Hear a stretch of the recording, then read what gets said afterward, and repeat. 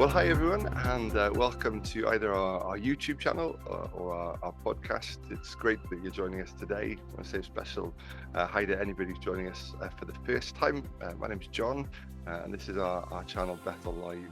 And we're in a mini podcast series at the moment called Led by Love.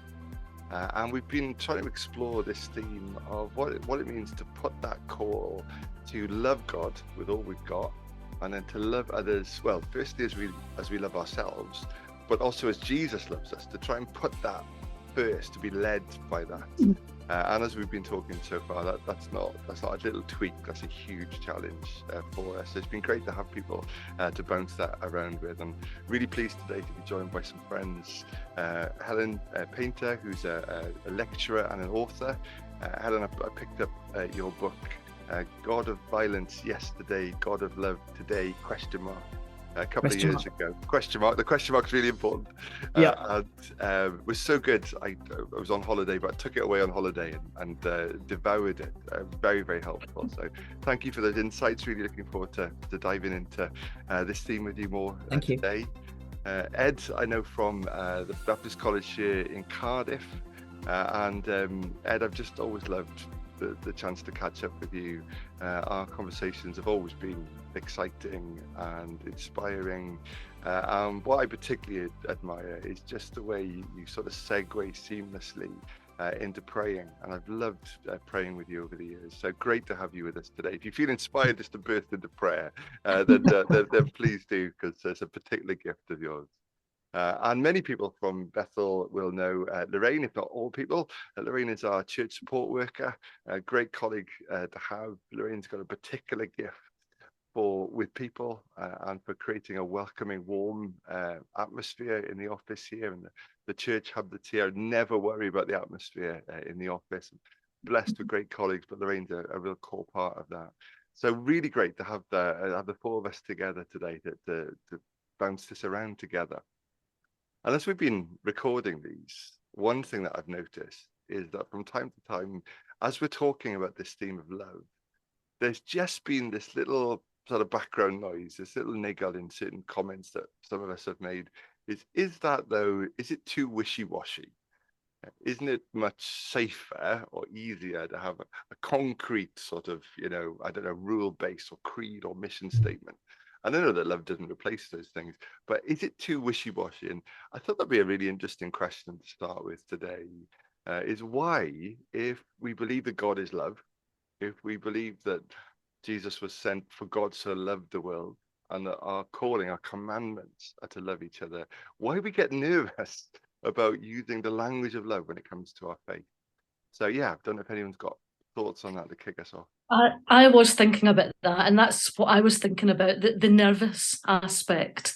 I think that we perhaps are afraid of looking foolish and perhaps looking weak by talking about love, that people will think that we are sort of someone who may be a little bit scatty, or someone who hasn't got a firm basis in truth. But I think that it's mainly the looking foolish and not wanting to maybe make yourself vulnerable as well with someone. That's my initial thoughts on that, I think. Which is like at the heart of this whole thing about what love is, doesn't it? Really, it's love is a strong thing, isn't it? In many ways, it's a strong motivator. It's a strong impulse, and yet we're worried that it might make us look weak. That's a really interesting, great point. Do you think there's a fear of emotionalism, a fear that we are reducing our core faith commitment to experience and a sense of kind of, and again, I think it comes down to our understanding of what love is, but so often as love is spoken about generally, it's thought of as an affection. And as soon as we reduce it to an affection, then yes, I can understand the fear that, or the concern that we might be reducing our core faith or our core practice to feeling warm and fuzzy, maybe. I mean, I like warm and fuzzy, I've decided. I may not be warm, but I am fuzzy.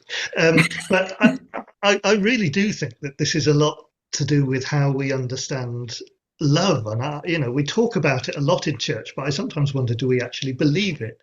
Because I wonder if we've been more persuaded by sort of a Hollywood and pop music version of love than by the Bible and by the example of Jesus. I know when I was 18, I was a stand-in radio presenter on our local radio station, and one of the bits in the program I did was called the Love Line, when people would ring in and they would send a message, baby bear loves smoochy poo or something, and then you'd play everything I do it for you or something like that. And I really think that has convinced us that is what love is.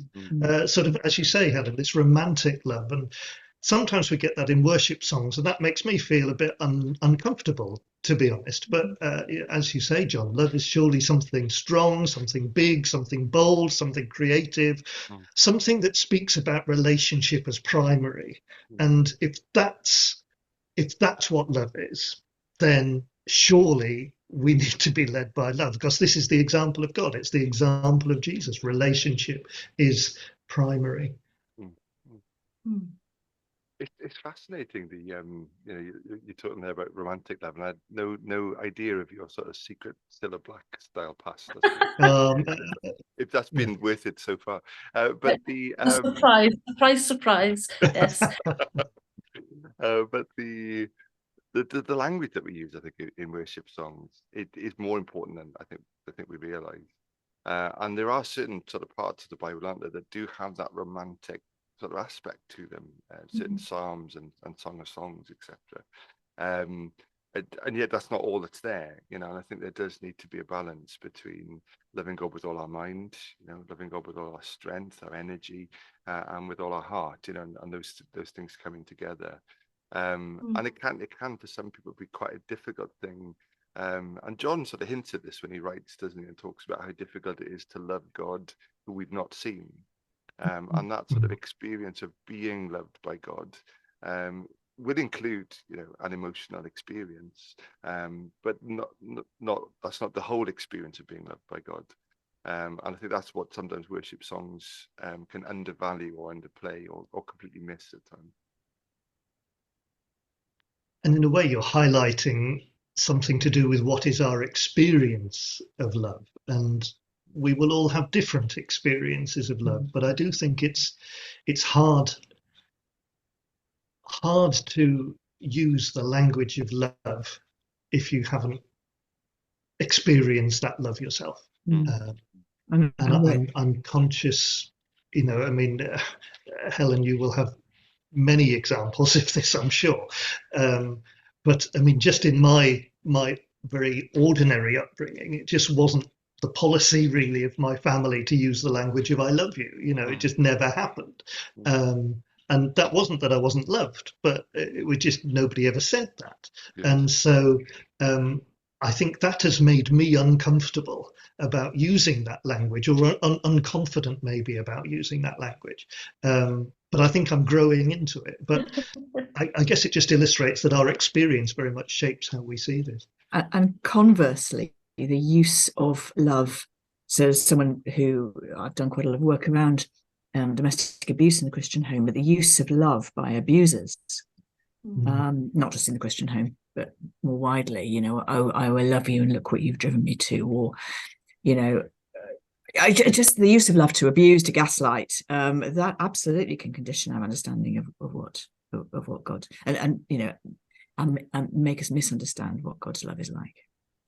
Yeah, so as a church, we're dealing with people then coming into the church, as you say, that all have different experiences of love, and so you can't really put a standard way of speaking to, dealing with, interacting with the people that come in, because everyone is individual and, as you say, have their own experience or a bad experience of people saying that they love them, or being loved but not having the words to actually say that. So yeah, it's I think it's very it's difficult just trying to work out how do we show the love then to people that have different experiences of it. And that's why I think it's important that, you know, in a sense, we talk about Jesus as love incarnate. We're saying, okay, love is not wishy-washy. This is what love is. Look, here's Jesus. And so in our preaching and teaching, in our worship, a kind of a Jesus-focused approach that says, this is what love is, I think helps us to get a bit of a clearer picture of what it is we're talking about when we say we're led by love. So, yeah. Do you think there's ever a danger in over-emphasizing love? I think. Do you mean? Sorry, go on. No, you go, Lorraine. I can't remember what I was going to say now, so you carry on. Sorry, I think we can overemphasize love where we lessen it, what it means, and where we then set it in distinction, in contrast to something else which is also important, but which, if we genuinely understood it, is contained within love.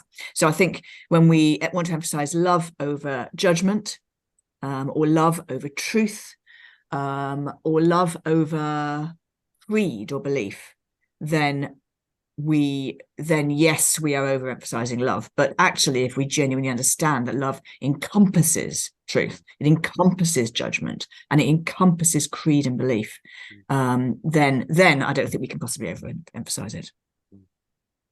Yes, I absolutely agree with Helen there. I mean, I kind of think, no, we can't overemphasize it as long as our love is rooted in the person of God and the example of Jesus. You know, we need to keep this. It's one of the wonderful things about Christianity, and so we shouldn't be afraid to keep on sort of shouting about it. I was leading college prayers just before Palm Sunday, and I was really struck by the passage, the verse in the passage that said, when he entered Jerusalem, the whole city was in turmoil, asking, who is this? And I just thought, well, who is this God? What is this picture of God that we have? And this is a God who washes the feet of the disciples. This is a God who looks at a young man who doesn't follow him and nevertheless loves him. This is a God who risks being stoned to death because he will speak about freedom. This is a God who receives a woman accused of adultery and sends away her accuser. You know, all of these things. This is the God we're talking about. This is the God revealed in Jesus. And so this is what love is. And this is why we can't overemphasize it. I agree. I don't think you can overemphasize it at all. And how people respond to it as well can be quite overwhelming. We have a free food market here on a Saturday, and quite often, you know, I come in contact with people who come in occasionally to the office, but I'm not involved physically being there. But every time after the food market, I have an email from one of the people who attends, and one of the things that he said was, I can't believe that people can be so good. And I think that is emphasizing the love coming from people to others, because it's such, although there are lots of charities around, and people who are non-Christian give freely of their time and to help others, but it's a real outpouring of, it's faith in action, isn't it, and love at the same time. And I think that on the way that people react when people in the church reach out to them and show that love in practical ways, especially, though you can't overemphasize love. I think that's a great example, Lorraine, and I think the challenge always, isn't it? Because you sort of touched on it there, was talking about there's plenty of nice people out there doing nice things. But it's the love of God, isn't it, that should be the different thing, the distinctive thing, the thing that compels us and inspires us, and that is hugely challenging, because quite often, you know, these things can be set up with great enthusiasm and excitement and inspiration, and very soon just becomes something that we do, and can ironically eventually be devoid of that same love. And that, I think that's a huge challenge, to be inspired by, led by love in an ongoing way, when certain things become fairly routine. Yeah. Yes, I mean, it's one of the things that struck me when I was in pastoral ministry, really, is that I discovered I was using the language a lot of serving. And, I would seek to serve my congregation, I'd seek to serve God, I'd seek to serve the community. And over time, I realized that, quite honestly, I was getting tired of serving. I was feeling a bit badly done to by all the serving that I was doing. And as I've thought about it in retrospect, I've realized actually that the primary calling is not to serve, it's to love. And saying I'm here to love these people somehow creates in me a different sort of picture of what it is I'm here to do. And so, I think serving, you can run out of steam. Loving, well, if it's coming from God, then I guess in the best sense we're able to keep on doing that. Yeah, I think that's great. It's one of the things that I say to us, ministerial students here, is that, as they're going off to begin in their new churches, I say your first task is to learn to love your congregation, and you don't try and do anything smart until you love your congregation and they know you love you. They know you love them, and then when that relationship is formed, then you can bring in change or dream some visions together, but don't try and do anything. You just, first of all, learn to love them, go and visit them, spend time with them, hang out with them, love them. That's great. I remember early on in ministry, just reaching a point of, I was joining quite a full team, quite an active church. I was just struggling a bit, I guess, to find my place and my role. And talking to my sort of mentor back then, my NAMS mentor, and he asked me the same question: do you love these people? And to be honest, it took me a long while to think that through, because obviously there's the easy answer. Well, yes, of course, we're called to love everyone. But the question was different to that, much more specific. Was, do you love these people? And I was like, well, yeah, no, I honestly do. And love the church, love the opportunities, but it's the people. That's actually an easy one. And he said, well, that's your primary function, your primary call. And I found that really, really helpful, actually, to reprioritize what I was thinking about, how I was doing things, or what it was that I was doing around that. Yeah. It was a different way of looking at it, definitely. Yeah. I find work, because I obviously working in an office, it's a lot to do with policies and procedures and things like that. And I often think that if I wasn't led by love, then sometimes it could be a little bit dry and all the things that you deal with. But I do feel that I do feel drawn to the role that I'm in by love, and by love for people in the congregation, to use policies and procedures and correct ways of doing things in order that things work in the church, so that people can come in and experience that love that we have here. And then also with hirers, because we hire out our buildings, that's an opportunity to meet people and try and show, even just with a smiling face sometimes, try and show some love towards them. So yeah, I think that, as we say, everything led by love. If you've got that at core, then that comes out in the way you treat people and in the way you respond to the tasks and activities that you have to do. I think that's such a helpful perspective, Lorraine. Somebody I know, and I'm going to keep this as vague as I can because I don't want there to be any finger pointing here, but somebody I know got involved in some work that was being done around Ukrainian refugees. And it was work that had emerged out of a loving response to this situation. And the network involved had pushed a lot of energy in, but actually hadn't set in place any of the sorts of procedures that you're talking about.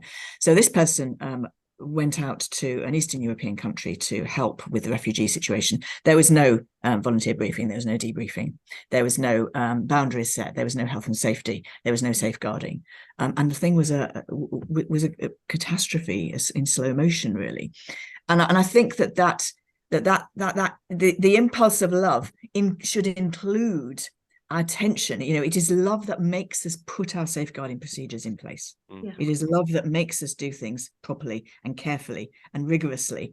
And it's to imagine that there's love on one side and then procedures and protocols on the other is such an unhelpful way of viewing it. And to view this holistically is so important, I think. And there's something in there about the body image, isn't there? About people being gifted in certain ways. And Paul being really clear with the church that one part of the body can't say to any other part of the body, I don't need you, but that holistic approach is, incredible. One question I wanted to ask you guys in terms of love is what do you think, we may have touched on one or two things already, but what do you think are the biggest barriers for people when it comes to love, to loving God, loving each other, loving ourselves? What gets in the way of that? I mean, I'd love to come in there just because kind of a response to what Helen was just saying, actually. And I think one of the biggest barriers is when we set up law against love, as if these are two sort of polar opposites. And for many of us, the reality is we're more comfortable having very clear boundaries than we are at the more the freer end of things. But it just struck me, and I think, goodness, I've been a Christian quite a long time, and how had this never struck me before? But if Jesus can say the greatest commandment is love God, love your neighbor, love yourself, and Paul can describe love as being the summary or the fulfillment of the law, then if we are seeing the law as anything other than that which leads to love, then we're misreading the law. And so this is loving is as Helen was just saying, it may well be about setting some boundaries, it may well be about doing things in a particular way, but that doesn't mean that that's not about love. And equally, when we look at the law, God's law, if there's anything in there that we're not seeing as loving, then maybe we are misreading that. And we need to see ultimately that God's intention is love, and law, as much as anything else, is a part of that. I think it can be difficult as well, to love others as we love ourselves if we don't really love ourselves very much. And so we have to go back to loving others as Jesus loved us. But sometimes, that is difficult, isn't it? I suppose if people have been damaged in the past and you don't particularly have a great opinion or love, or you don't think you do for yourself, then it can be difficult to then show that to others. So that could be a barrier with different people in the congregation, again, as we talked about at the beginning, with different experiences of love itself. And another big barrier, I think, is, I'll speak for myself, is me. I'm not a naturally loving person. I'm not. My heart will. Which theologian says that sin is everything curving in on ourselves, and isn't that the way? I'm going to speak entirely for myself. Isn't that the way that I operate? That it all curves in on me, and that is a natural. It's not the way God made me, but it's the way that I am. That is an unloving way of being, and I thank God for his Holy Spirit that very slowly is transforming me to be a little more like Jesus, and to curve in on myself a little less often or a little less quickly. But that for me is the biggest barrier to being loving, is my sinful nature, and I look forward to the day when that is completely healed. But it won't be this side of the grave.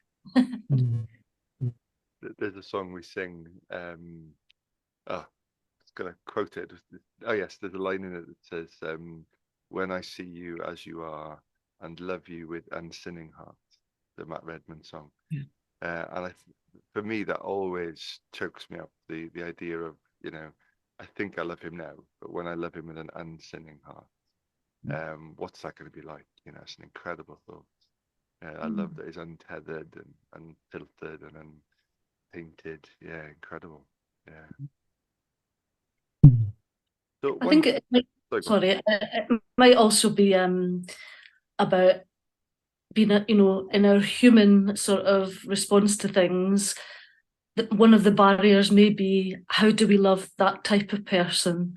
How against that type of person? So I think the church is quite middle class generally, and so one of the barriers may be, how do we love the homeless person who comes off the street? Do we truly love that person as much as we love someone that's been in the congregation for years and has contributed lots and time and effort? How do it's that kind of thing, trying to not look at it in a worldly way of love and judging people. I think that maybe that's what it is. One of the biggest barriers is if we judge different types of people. Yeah, or if we kind of reduce them to their utility.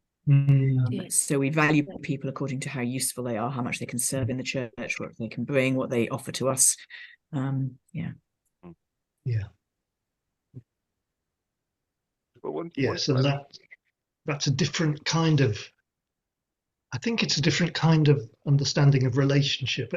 I keep thinking one of the barriers is when we don't come back to Jesus to define what love is, and I think you're right, Helen. I don't think Jesus ever seems to have looked at people in terms of what they could do for him, or what skills they had, what they could bring.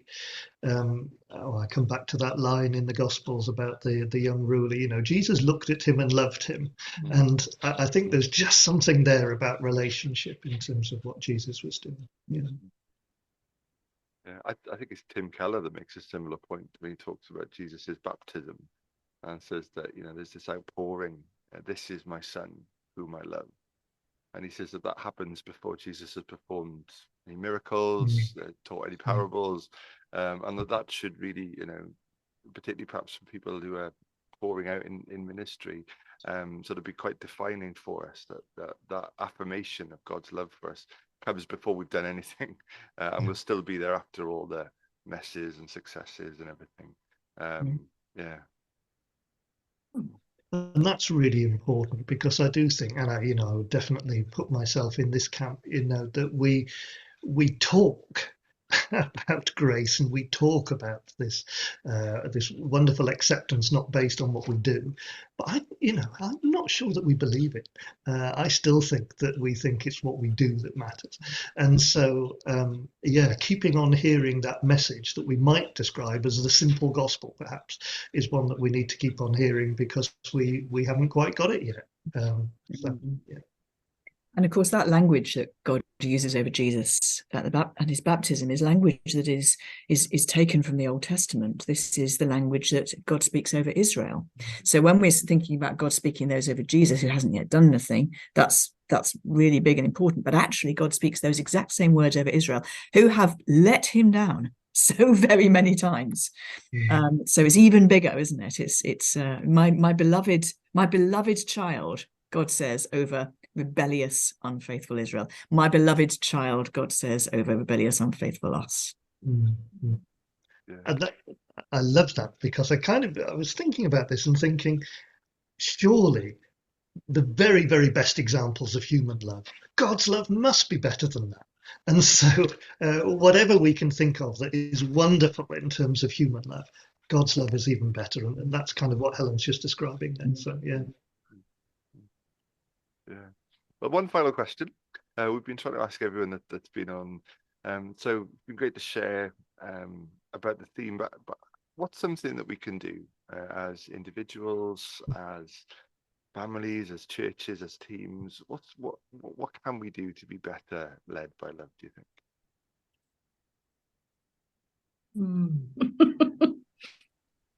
Well, one thing that I was thinking of was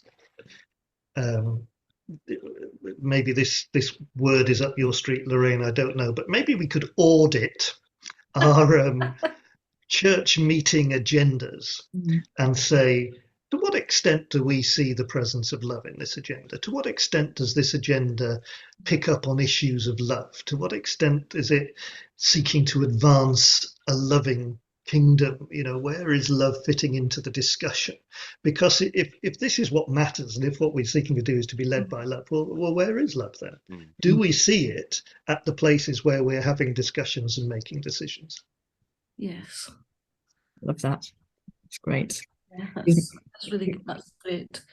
Here's my suggestion. I speak sometimes about dangerous prayers, and by dangerous prayers, and I think, all of us on this call, I'm sure, have prayed dangerous prayers. Is praying a dangerous prayer that, maybe end up as a Baptist minister. It's that blank check prayer. It's that, Lord, not my will. Actually, we pray a dangerous prayer every time we pray the Lord's Prayer. Your will, not mine. So here's my suggestion, is that we pray that open, dangerous prayer, because actually it is only by the work of God's Spirit within us that we will become more loving. We'll become more led by love. So dangerous prayer, Lord, make me more loving. Lord, send your Spirit again to do what you need to do in my life to make me look a little bit more like your Son. And that's a really dangerous prayer, because God, if we say that and mean it, God will take us at our word. And some weeks down the line or some months down the line, we're going to go, what's going on here? And you're, darn, I prayed that dangerous prayer back on the 12th of May. So that's my challenge to myself constantly, and maybe to others. I think, really, you have to go back to your personal relationship with the Lord, really, because we can't do it in our own strength, be led by love for everyone, because we're just incapable of it, really, aren't we? We can't, on our own, we can't do that. So I think that the best thing is by praying, by Bible study, and just by trying to emulate Jesus through our words and actions. That's the only thing I can think of, apart from meeting with other believers and chatting about love and how we can perhaps do it better. But I think it all has to come from Jesus in our hearts, in order to be able to show that to others, show that love to others. Yeah. And that was one thing I was going to say that I think I'll really take away from this, is that experience of, in the fullness of the experience of being loved by Jesus. And we mentioned a few times about this whole thing about loving ourselves. Is that it's in the love of God that we find it's okay to love ourselves. It's in the acceptance of God and the way of God. And there's something about that as well, isn't there? But walking in that, that then we do believe that others are worthy of love. If we are, and we are more open to God's way and God's work in others. So yeah. Sorry, hang on. Oh, is the phone going? I've just I've put it down, but the answer machine will get that. So I will lovingly pick it up soon. Well, thank you ever so much, guys. It's been really great, really good to talk. Thank you. It's been a great pleasure, and it's challenged me to think again. What kind of God do I believe in? What do I think God is love means? So thank you. Yeah, lovely to see you, Ed, and John, you're just next door, and nice to meet you as well, Helen. Nice to